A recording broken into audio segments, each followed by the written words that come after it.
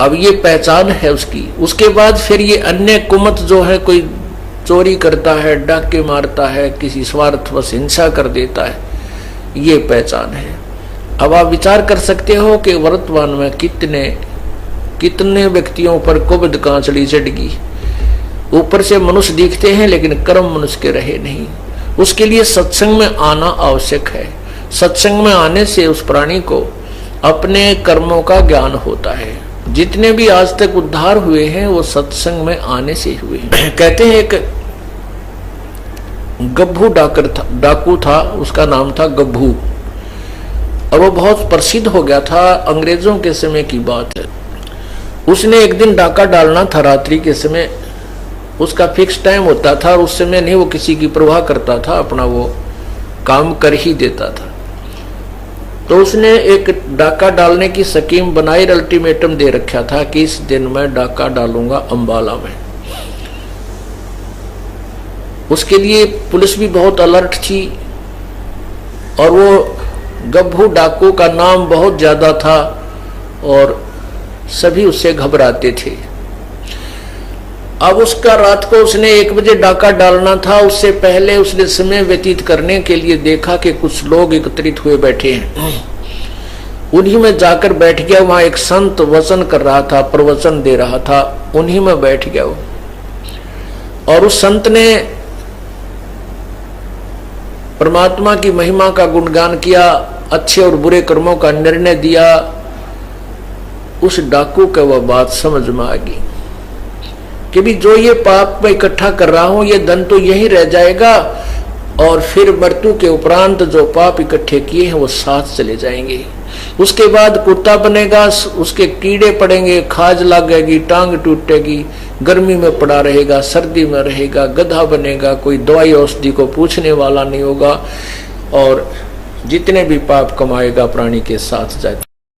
मनुष्य जीवन रहते उसका समाधान किया जा सकता है। संतों के पास जाकर अपना कल्याण करवाए और प्रायश्चित करे और पाप के पैसे को दान पुण्य करके अपना पीछा छुड़वाए।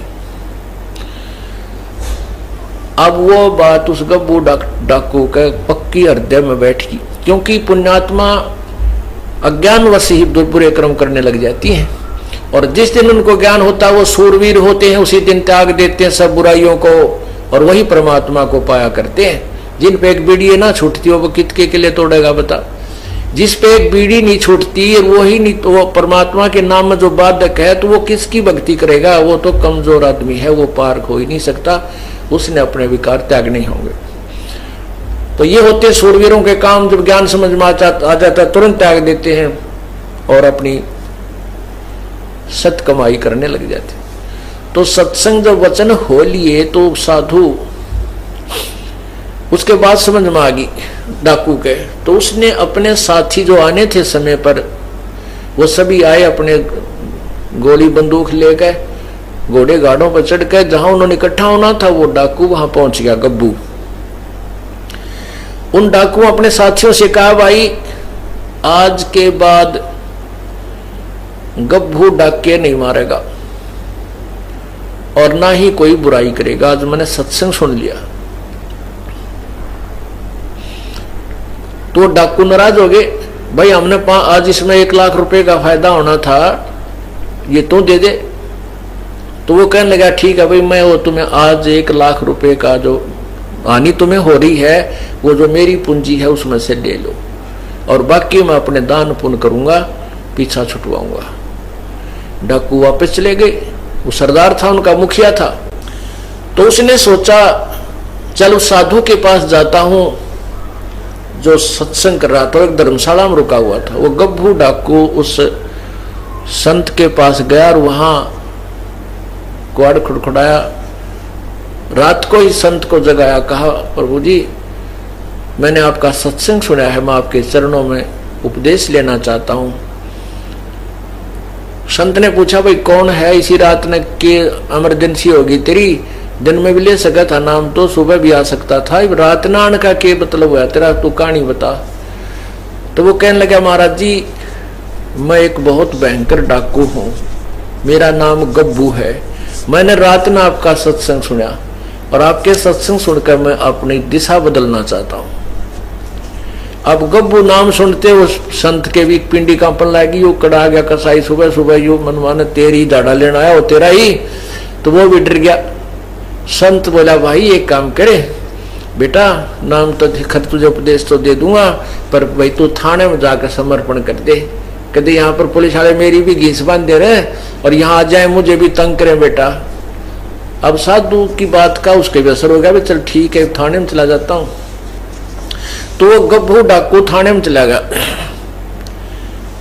अब थाने में थानेदार बैठा, आगे पुलिस वाला खड़ा, वो संतरी खड़ा था थाने का आगे। वो बोला भाई कौन है, किज्जा है, अंदर नहीं जाना, खड़ा हो जा बाहर। तो बोला भाई मैं गब्बू डाकू हूँ और तेरे थानेदार से मिलने आया हूँ। अब गब्बू डाकू नाम सुनते 2 कदम पर खड़ा, उस संतरी की हाथ कांपन लग गया, बंदूक भी हाथ तो छूट गई। वह बंदूक उसने ठा ली कि नकुमा मारना दे बाद में। वो बंदूक गोली गाड़ी काट गया, पेटी एक लो लको दी। उसने दूर सामने थानेदार बैठा था कमरे में, जब वो भीतर अंदर गया तो बोला अरे कौन तू, कैसे आ गया? ने बोला जी मैं हूँ गब्बू डाकू। अब गब्बू डाकू करते हो थानेदार का, गब्बू डाकू नो करे, कुकर आ गया, उसके पसीने आ गई, कसाई छाती पे आ गई, मारेगा भाई। तो कहने लगा जी, वो थानेदार नहीं बोल पाया, कति घबरा गया, पसीने आ गए। उसने सोचा भी वो कुर्सी पर उठाकर उस थानेदार के उस ऑफिस से कुर्सी पकड़कर बाहर आंगन में बैठ गया, अकी अपनी एकांत में सलाह मशवरा कर लेगा अपने बड़े अफसरां थे, मेरे से डरता भी कुछ नहीं कर पा रहा है। तो जब उसने देखा कि वो शांत होकर बैठ गया गब्बू डाकू, तो थानेदार की मच्छी पड़ गई। तो उसने वायरलेस वगैरह मिला मिलू का गवर्नर तक बात पहुंच गई और कहते हैं चारों तरफ से पुलिस आ गई, गवर्नर भी आ गया।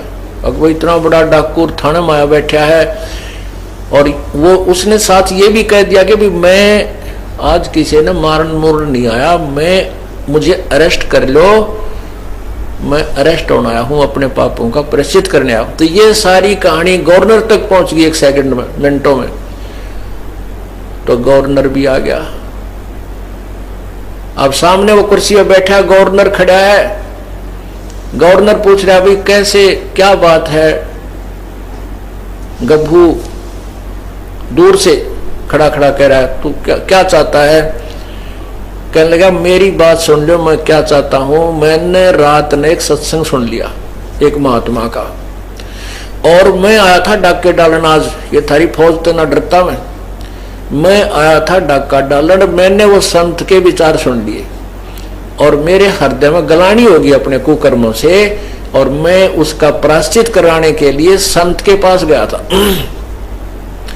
अब संत ने ये कहा तू थाने में जाकर समर्पण कर दे, अपने पापों का प्रायश्चित कर ले। ये भी और तो मैं ये आया हूं कि मुझे अरेस्ट कर लो और कहता जहां भी तुमने फांसी तोड़ना तोड़ दो।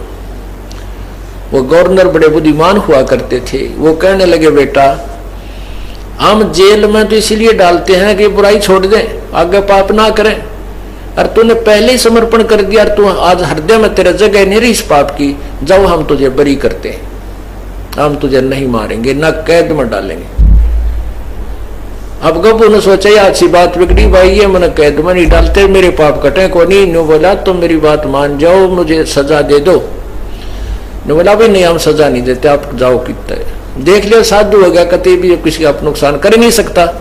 तो फिर संत के पास आया।